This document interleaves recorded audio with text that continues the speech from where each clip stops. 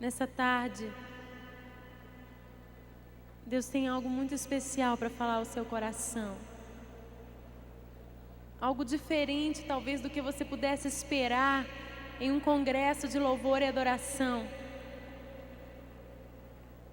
Mas como nós já falamos aqui, o nosso louvor a Deus, a nossa adoração a Deus, não está restrita à música, à dança, a canções que nós cantamos.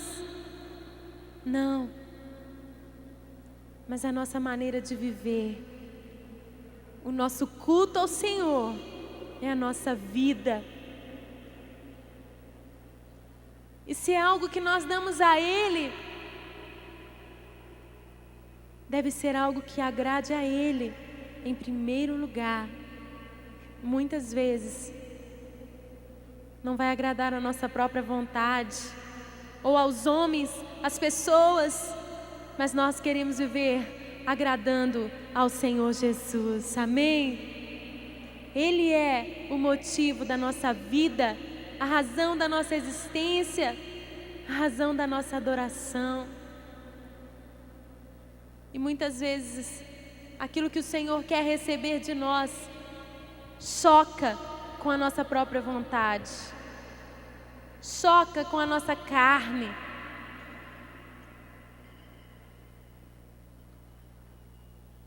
Quando a Nívia estava falando aqui lá de Cantares, sobre a noiva sulamita, dizendo: não, eu não quero ir abrir a porta para o meu amado, eu já estou tão limpa, eu já estou deitada, confortável, eu vou ter que me sujar de novo, eu vou ter que me vestir novamente, vou ter que sair da cama.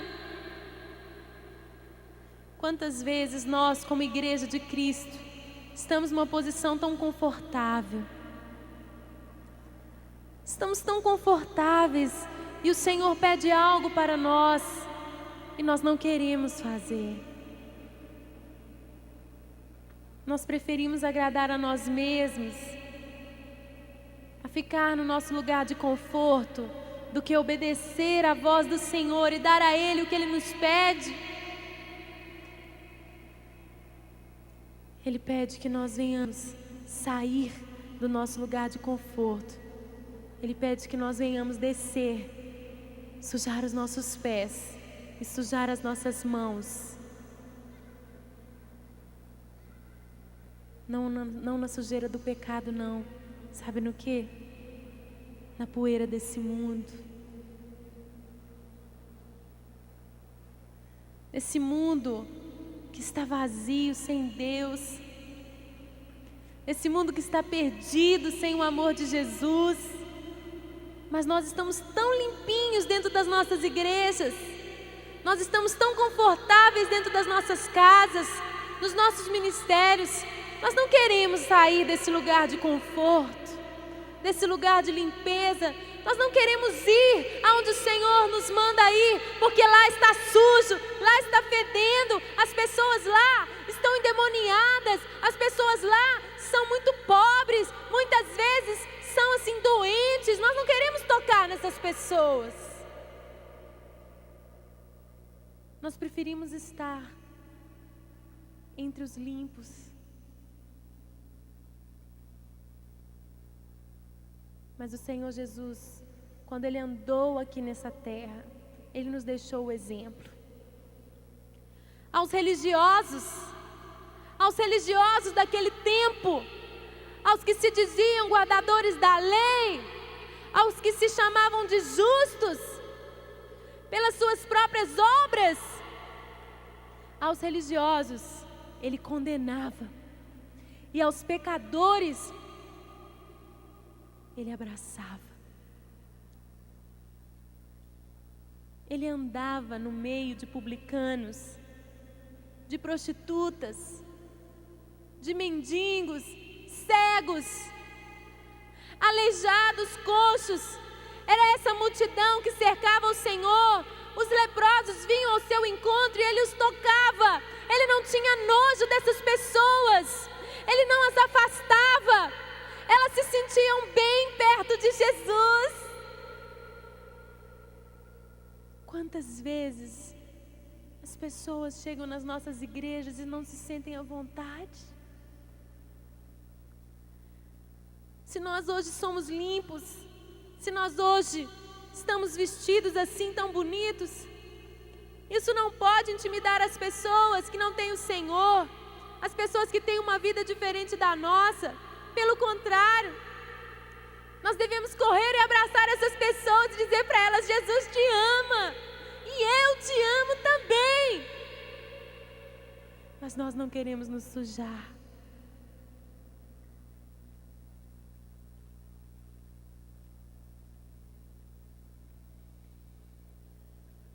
O que toca o coração do Senhor deve tocar o nosso coração também. O que Ele ama deve ser o que nós amamos também. Nós hoje somos os representantes de Cristo aqui na terra. Nós não podemos nos fechar em nós mesmos, em nossos clubinhos religiosos. Enquanto o mundo, a humanidade está perdida aí fora, e nós achamos que tudo está muito bem. Não! Nós devemos sair enquanto há tempo, enquanto é dia, evangelizar as pessoas, estender a nossa mão, tocar nelas, entrar nas suas casas, comer com elas, abençoá-las, através de um amor que não tem limites.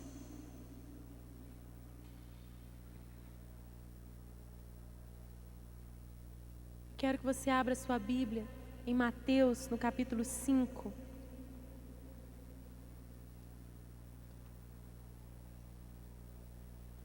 Mateus, capítulo 5, versículos 13 a 16.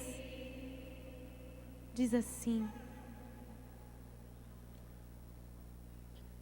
Vocês são o sal da terra.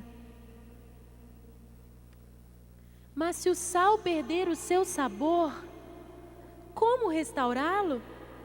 Não servirá para nada, exceto para ser jogado fora e pisado pelos homens. Vocês são a luz do mundo. Não se pode esconder uma cidade construída sobre um monte. E também, ninguém acende uma candeia e a coloca debaixo de uma vasilha. Ao contrário, coloca-a no lugar apropriado e assim ilumina a todos os que estão na casa. Assim brilha a luz de vocês diante dos homens, para que vejam as suas boas obras e glorifiquem ao Pai de vocês que está nos céus. Nós somos o sal da terra.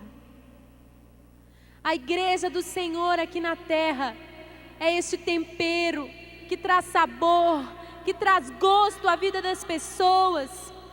Nós somos este sal que conserva, enquanto o mundo está se deteriorando cada vez de mal a pior. A nossa presença no mundo refreia essa deterioração. A nossa presença conserva, a nossa presença mantém a vida nesse mundo.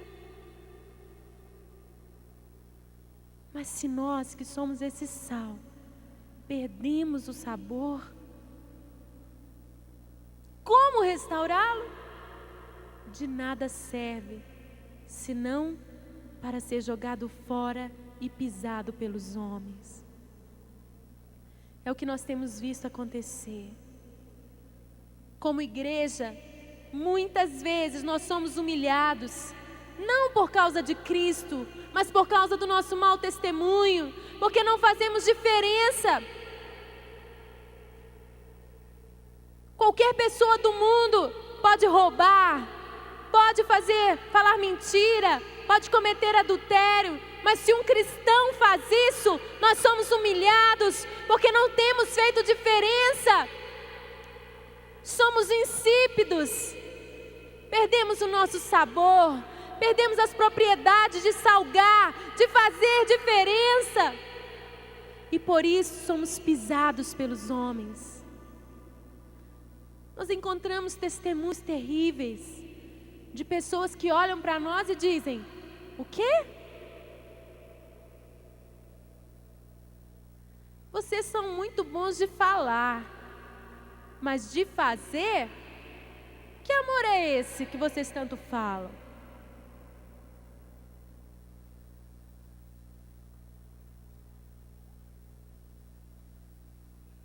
Nós somos o sal da sede. Será que as pessoas que convivem conosco começam a ter sede por mais de Deus nas suas vidas? Ou será que perdemos esse sabor, perdemos essa propriedade? Nossa presença tanto faz como tanto fez. Não somos em nada diferentes do mundo, e exatamente por isso somos pisados pelos homens. Nós somos a luz do mundo. Nós somos a luz deste mundo. Não se pode esconder uma cidade edificada num alto monte. Aqueles viajantes à noite podiam olhar para aquelas luzes naquele alto monte e se dirigir ali, se dirigir naquele lugar, sabendo que ali é uma cidade onde eles encontrariam abrigo, onde encontrariam proteção. Será que os perdidos desse mundo, que não sabem por onde ir, podem olhar para nós, igreja, e saber: é para lá que eu tenho que ir? É nessa direção que eu devo me mover. Ali eu serei acolhido, ali eu serei bem recebido, ali eu serei refugiado. Ao invés de atrair, quantas vezes nós temos afastado as pessoas? Não se pode esconder a cidade edificada sobre um alto monte. Ela é um referencial. E ninguém acende uma candeia e a coloca debaixo de uma vasilha, mas coloca no lugar apropriado, para que ilumine a todos, para que todos vejam, todos sejam abençoados com aquela luz. E Jesus termina dizendo no verso 16: assim brilhe a luz de vocês diante dos homens. Não escondam a sua luz, não escondam a sua luz, mas sejam levantados nos altos lugares dessa sociedade, desse mundo, e que todos possam ver a luz em vocês. Como igreja nós nos escondemos a nossa luz, escondemos. As pessoas estão em trevas, precisando de luz. E nós que temos a luz, nós escondemos.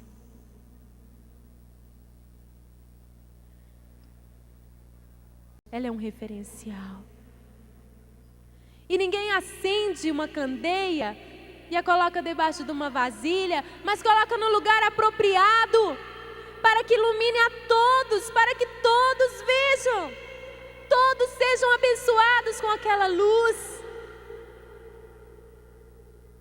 E Jesus termina dizendo no verso 16: assim brilhe a luz de vocês diante dos homens.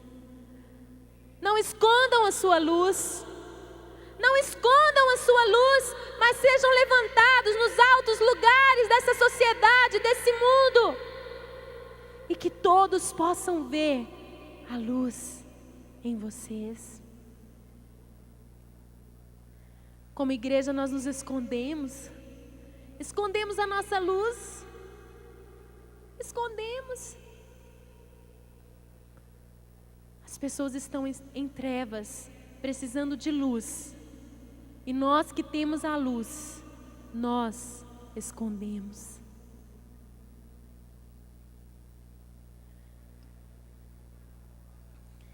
Em Isaías, no capítulo 58, depois você pode ler, o Senhor começa a declarar: seria esse o jejum que eu escolhi? Seria essa a religião, os atos religiosos que vocês fazem? Será que é isso que eu quero de vocês, meu povo? Não. O que eu quero não é isso. Vamos abrir lá rapidamente. Isaías 58. Ele diz: no versículo 6. O jejum que desejo não é este. O que eu quero? Soltar as correntes da injustiça, desatar as cordas do jugo, pôr em liberdade os oprimidos e romper todo jugo. Não é partilhar sua comida com o faminto, abrigar o pobre desamparado, vestir o nu que você encontrou e não recusar ajuda ao próximo? Aí sim a sua luz irromperá como alvorada e prontamente surgirá a sua cura. A sua retidão irá diante de você e a glória do Senhor estará na sua retaguarda. Aí sim você clamará ao Senhor e Ele responderá. Você gritará por socorro e Ele dirá: aqui estou. Se você eliminar do seu meio o jugo opressor, o dedo acusador e a falsidade do falar, se com renúncia própria você beneficiar os famintos e satisfizer o anseio dos aflitos, então a sua luz despontará nas trevas e a sua noite será como o meio-dia. O Senhor te guiará continuamente, satisfará os seus desejos numa terra ressequida pelo sol e fortalecerá os seus ossos. Você será como um jardim bem regado, como uma fonte cujas águas nunca faltam. Seu povo reconstruirá as velhas ruínas e restaurará os alicerces antigos. Você será chamado reparador de muros, restaurador de ruas e moradas. E o Senhor continua dizendo, promessas de restauração, se nós começarmos a deixar a nossa luz brilhar, salgar esse mundo. Como? Através das nossas boas obras.